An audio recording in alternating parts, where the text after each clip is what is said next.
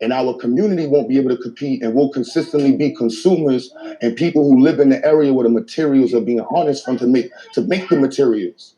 You know what I mean? When we live in Haiti, all this, we have to be able to refine what's going on in these things. And I keep saying about Haiti because all the situation going on in Haiti is in my mind right now.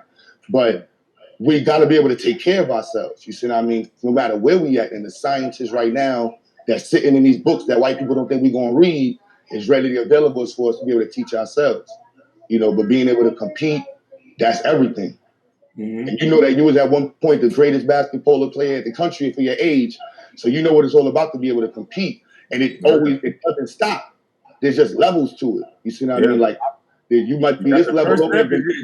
The first step, I see the internet is making these kids fearful. The first step is showing up. A lot of our kids are afraid to fail because they don't see a lot of people around them winning unless they're in the streets. So I was never afraid to fail. Yeah. So I opened businesses that fail and all kind of stuff, but I've learned from it, and I've become somebody who pretty much know what I'm doing just because of bumping my head. But I wouldn't suggest everybody learn that way. I would suggest everybody do it your way, which is get the knowledge first. Nah, you gotta fail. I don't even use the word failure no more. That's part of the lessons, bro. Like I got a book that say that failure equals lessons. I like to tell the kids, y'all gonna get burned by the glue gun, right? Are you allowed to cry? Yeah, you're gonna get burned. So don't even look at the glue gun and don't sign your kid up to the program for STEM. If you make an engine, your hand gonna get caught in a clamp. You play basketball, your feet gonna hurt, your knees are gonna get messed up. You practice fighting, you're gonna get kicked in the face. Like you wanna be a cop, you might get shot. It's just what? Yeah. Obviously, right, Joshua?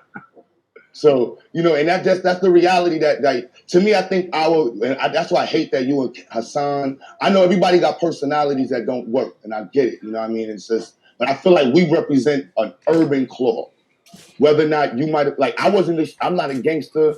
I graduated on Rikers Island because I was being a derelict, being a follower, and I sadly woke up on Rikers Island. I had my parents, my father's there, my mother's there, married, still married, and derelictism is just derelictism, and we got to take accountability for it. And so I think we represent a certain claw. We wear our hats a certain way, we talk a certain way, and the youth resonate with us. And I think, whatever time it takes, we really just got to find a way to connect the dots that we can for the purposes of it. Between you and Hassan's platform, shout out to Sinetta, shout out to my brother Doggy, shout out to even Tommy Soda Man. There's so many brothers, people watching us brothers.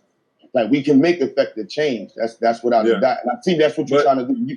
And that's what I want to do. But people like Hassan got to be pulled. Somebody that knows him got to pull his coattail, because what he's promoting to these kids, just because we black and just because we grew up in the area, the way he speaks to another man on the streets, that's gonna get somebody hurt. So I would never approach another man with that much aggression. I would never make insertions about a man that I do not know and never met. So it's a code of conduct and a way I learned to speak to a man from a man, and being in the South, we don't do that. We don't get in your business. We'll speak to you. We don't want no problems, because what's the point? Somebody can lose their life over some nonsense. And I think the lack of communication in males, I don't care how much education you get, the first thing you have to learn how to do is communicate effectively. And most people don't know how to do that. Now this is all one big teaching moment. I heard you say that before, this is public lessons. I was shout out my man Taz. We were just talking about that yesterday. Sometimes we learning publicly. What I mean? We really learning publicly. Y'all see you because the kids are looking up to us. You know what I mean? If you guys are hood legends, if Hassan is a hood legend, and the kid looking up to him like that, and he telling people rock a nigga snot box and being that aggressive at his age, that no kid need to see that. You know what I mean? And that extra disrespect where he was talking about those women, the wives, and the dude Hoods, what's his name? He talked about the guy's mother. Like that's from where I'm from, you don't talk like that. You don't even associate with people that talk like that, because we know what comes behind that. Yeah, now you damn sure, bro. YouTube, I seen people get spicy on YouTube and it goes so fast. I'm like, yo, bro, don't respond. Give it 5 minutes and people be getting left. Like I used to do credit repair for free. I still do it for free, but I focus on the Institute. And it was one brother who got mad at me because I said, like, yo, bro, like, charging for credit repair in New York City is illegal. You know what I mean? That's like you're not supposed to be charging for it. Like, you're not supposed to charge up front for it. And if you're promoting it that way, it's a scam. Like, this isn't my words. That's what the government tell you to do. And he got up there and said, yo, mom, yo, F your mom's Q, F this person, I hope your mom's, and this one should. And I laughed and I was like, you know what? And then when I see him in person, he's like, yo, apologies and smiles. And it's like, whatever, B. Like, that ain't, this is not even real. These are internet words. Yeah. So it's not even. But see, there's gonna be another kid that's younger than you that didn't go through what you've been through already, and you say that on the internet to him, and then he gonna pull up. Yeah. And so that's what I'm saying. We have to train these young men by the way we act. That's not how you talk to a man. Every time I talk to somebody when we first start talking, you get the ultimate respect. But once I see you playing games, I'm moving out the way or whatever else because I don't have time for games.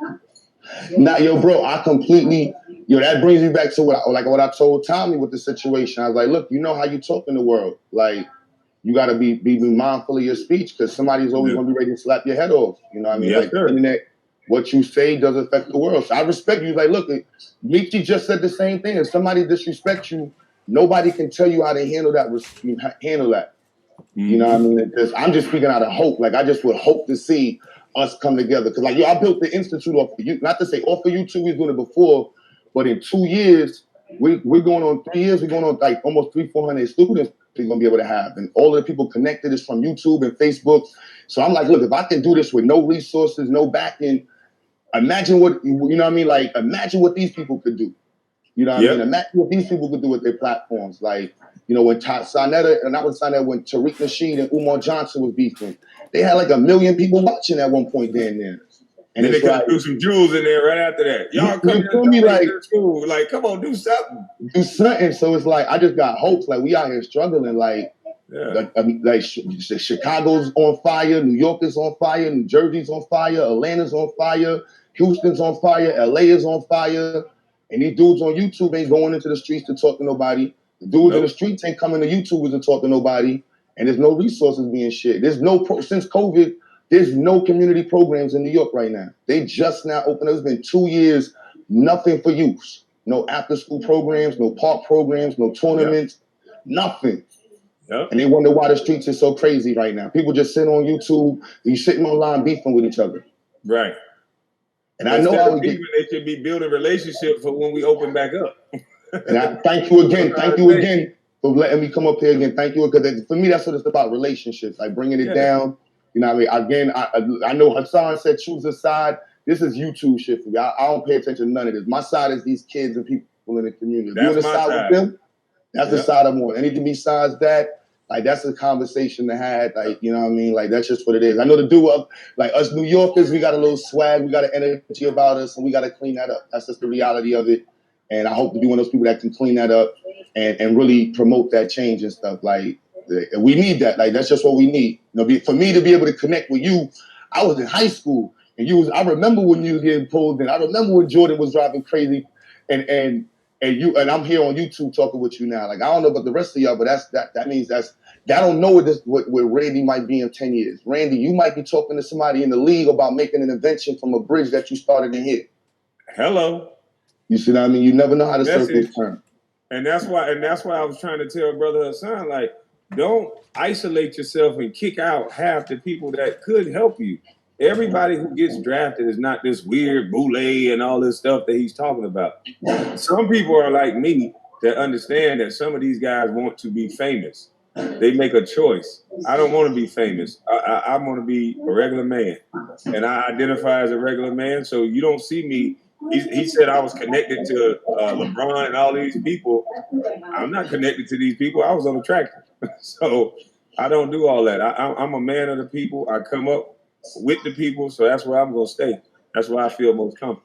That's what, you said earlier, it was like, Freemason. My grandfather was a Freemason. He ran the freaking temple on 155th. Anybody in Harlem know the Harlem Freemason Black Temple on 155th? Like, that shit don't mean franc. Somebody might say I used to get money from NASA when I was in college. I used that to pay my rent. You know what I mean? Like, that ain't got nothing to do with francs, man. If that's a conspiracy, like, I got friends who barely made it to the league. You know what I mean? Got into the league, and they was like the hope of my high school. Like they was the hope, and they got in there, maybe played a season. You know what I mean? And like at the end of the day, they was the nicest dude in my city, in my borough for the entire 5 years, and they got to the league and played 2 seasons. Hurt they knee. You know what I mean? That's that. It is what it is. You know what I mean? Like, hey, that's so to get there. Now, and that's why I said people the perspective of professional. You know what I mean? Like you don't know how far it doesn't stop. Yeah. You know, it doesn't stop. Like I told a parent yesterday, I said, look, they was like, what do you cater to children? I said, not really. You know, like I cater I spoil, I show love, but the reality is you can't cater to kids. Like you got to really show them like Kobe Bryant's Kobe Bryant, because you know he did 500. Y'all know what 500 free throws look like a day? You know what 500 anything a day is crazy. I know what 200 look like, and I still miss them. You feel me? Like, come on, we got kids. They practice their work 10 times a day, and they don't get there by the end of the week. So to be great, and let me expound on that. I wish they can show. I wish the NBA would release some of these guys' practice sessions, like Kevin Durant, Kyrie Irving, and who's another one I played with, Steph Curry. Just release what they do before they get to the court. Because all these kids, they see the finished product. They see them stepping back and doing all the beautiful moves. They don't see that Steph Curry will sit there and shoot 1,000 shots a day. He won't leave until he makes 100 all net. Like this guy, his work ethic is crazy. But to him, it's easy. But to everybody who's watching, they're like, what in the world? We watch him make 100 shots in a row. No problem. And we ain't talking about free throws. We're talking about 100 threes in a row. So, you know, that's what it's about. These kids got to understand that before you get to the celebrity side of things or the TV side of things, you got to do the work. It starts in the gym. It starts on the track. It starts with nobody looking. That extra little Snicker that you're going to eat, there's a boy out there that's not eating that Snicker. He over there eating vegetables. And so we gotta understand that it's about the work. There was a lot of guys that had more skills than me, that were better than me, and I outworked all of them. I try to outwork them. But appreciate you stopping by, my brother. It was a beautiful conversation. I'm going to definitely look you up. I suggest everybody look them up and donate because it's a beautiful thing that you're doing. I appreciate that, beloved. Definitely, hell yeah. Got to get you on my channel sometime. Yes, sir. All right, Ken. All right. Yeah, man, that was a great call. I almost want to end it with that, but I'm going to do maybe one or two more, and then I'm going to get to